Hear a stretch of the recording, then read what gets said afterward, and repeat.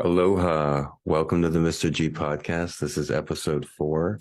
Today we're going to talk a little hoops and other things because basketball is a very great analogy for life. Oh, some of you know me from my cat feeding. I feed a colony of street cats every day here in Hawaii. There's 2 million homeless cats in Hawaii, and I feed a handful of them every morning. I've been doing so for 4 years now. But this podcast is not necessarily, it's not at all about cats. Cats might come up, they might jump on my lap here. But this podcast is mainly about basketball and other things. It's not about basketball either. I'm just talking about basketball now because that's been on my mind. It's the playoffs. It's mid-May. I've spent a good portion of my life watching basketball this time of year. The only time I haven't watched basketball since in May, since the year 1988, 89 was the year 2020, when the NBA playoffs seemed to lost their mind. That's a whole podcast in itself. We're going to save that for another day. And it took a few years for me to start watching basketball again. I didn't watch the playoffs in 2021. I didn't watch them in 2022. This is the first year that I'm back watching the playoffs, and it's down to the final 4 teams. It's been a very exciting playoffs, one of the most exciting NBA playoffs in years. The final 4 teams in the Eastern Conference, the number 1 seed was eliminated by the number 8 seed, only the 4th time that's happened. And the Miami Heat, the number 8 seed, they're the team that eliminated the Milwaukee Bucks in the first round. That right there makes it a great playoff series. And I remember when the Denver Nuggets beat the Seattle Supersonics, becoming the first number 8 seed to knock off a number 1 seed. And there's the iconic image of Dikembe Mutombo on the floor holding the ball in celebration. And that was a great moment. One of the first, I remember when watching the NBA playoffs when I was a kid. I also remember the matchup between the number 1 and the 8 seed back in the heated Knicks Heat rivalry back in the day, when one of them were the 1 seed and the other team was the 8 seed, and the 8 seed, I think it was the Knicks, ended up knocking off the number 1 seed, the Heat. So the Heat also beat the Knicks this year in the second round, and they find themselves in the Eastern Conference playoffs. They're up 1-0 on their opponent, the Boston Celtics. The Celtics were the number 2 seed. So the Celtics were heavily favored in this series. They're playing Miami, the number 8 seed. Even during the playoffs, Miami has suffered key injuries to Tyler Hero, probably one of the best Caucasian American players in the NBA, one of the few ones, and also a injury to the former Indiana guard that his name slips my mind, but he's a great player, also from that draft, but from the draft from 10 years ago. So yeah, they're playing the Boston Celtics. They won game 1 in the Garden, which I figured that they would, even though they were underdogs. And a lot of times betting on basketball in the NBA playoffs, which I've done for 20 plus years, and I've made thousands of dollars betting on the NBA playoffs.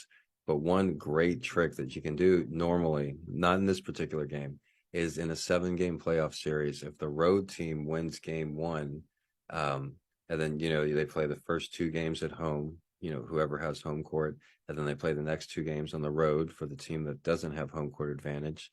And then game 5 is played at the team with home court advantage. Game 6 is played at the team that doesn't have home court advantage.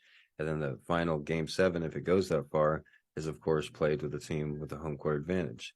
So in betting on basketball, in particular the NBA playoffs, when a road team like the Miami Heat wins game 1 on the road, the home team that is already supposed to be the better team with home court advantage, usually, like, if it's some crazy stat, like 80-90% of the time, they will cover the line in game 2 because they're not going to go down 0-2. They're not going to lose. Most likely, they're not going to lose 2 straight games at home. So when you're betting on basketball, today's game with the Miami Heat, they already won game 1 on the road. Game 2 is also on the road in the Boston Garden. If I was betting, I would say the best thing to do would be bet on the Boston Celtics to cover whatever spread it is, even if it's 10, 12 points. But also at the same breath, Jimmy Butler, my favorite basketball player in the current NBA, I'm cheering for him. So I'm not going to bet against him either way. I'm cheering for the Heat. And this is one of those moments where Jimmy Butler, his whole career, he's kind of been on borrowed time, as the expression goes. He wasn't supposed to be here. And I see him at the end of these like close games. He's so clutch with 3-point shots, with free throws. And there was a close game a week or two ago, and he had to make 2 free throws, and there was like no time on the clock. And I looked at him, and normally an expert in nonverbal communication. So I can normally look at a person and see if they're sweating, see if they're stressed, and see if, and normally a player does not want the ball at that moment. They don't want to go in the free throw line in front of everybody and shoot the shots. But I noticed with Jimmy Butler, he wanted the ball. He wanted to take those free throws. And that's something that you don't see in sports, but it's kind of like he's on borrowed time. Jimmy Butler is one of the few professional athletes that spent some of his life homeless. I mentioned him yesterday. There's a famous Sports Illustrated article talking about how he grew up. And at a certain age, Jimmy Butler's biological mother looked at him and said, "I don't like the looks of you. You got to go." And he found himself homeless. From what I gathered from the story, he lived at a few different places, including a laundromat.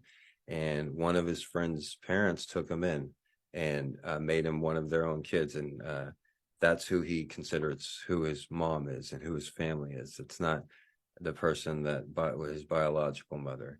And I could really relate to that because even though I had a decent mother, she wasn't in my life growing up, in our kids' lives growing up, and our father, my supposedly biological father, didn't care for me and my brother at all, and he didn't like the looks of us either. But the Jimmy Butler story goes even further. He's the most unorthodox professional athlete I've seen, but not in a way that Antonio Brown is. He's very respectful, and like I said, his whole career he's been on borrowed time. He wasn't a star athlete in high school. He wasn't the first pick in the draft. He went to school at Marquette. He just slipped into the NBA, maybe late first round pick, and he wasn't supposed to be a superstar.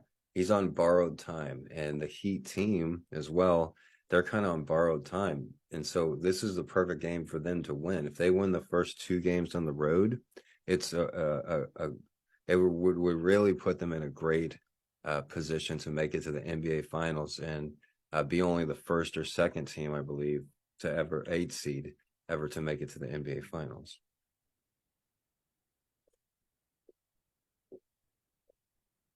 I'm pretty sure a number 7 seed has never made it to the NBA Finals either.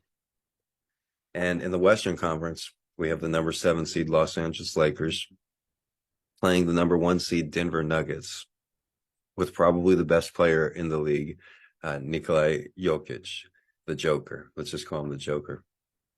And a lot of people had picked the Lakers to win the series. Not me. I pictured Denver. I didn't even watch yesterday's game. And I barely even looked because I know Denver was going to win.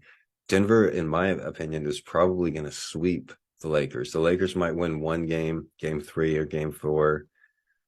The refs will help them out because the refs would love to see the Lakers in the NBA Finals. If you look at the 4 teams that are remaining, 3 out of the 4 teams have been to the finals multiple times in the last few decades and longer. And the only team that hasn't is the number 1 seed, the Denver Nuggets, probably the best team out of the 4, but they're not getting respect, not even in Las Vegas. This should be Denver's year. If you look at their starting 5, they probably have the best starting 5 of any team in the NBA. And they don't get the credit they deserved. Most people believe Jokic should have won MVP. On paper, he had the best statistics, and they finished with the number 1 record. Generally, in previous years, that always meant that the top player on the best team was given the MVP award. This year, it's different because Jokic has won the MVP award the last 2 years, and they didn't want to give it to him a 3rd year, so they gave it to somebody else. That's basically what happened. And generally, history repeats itself, especially in sports.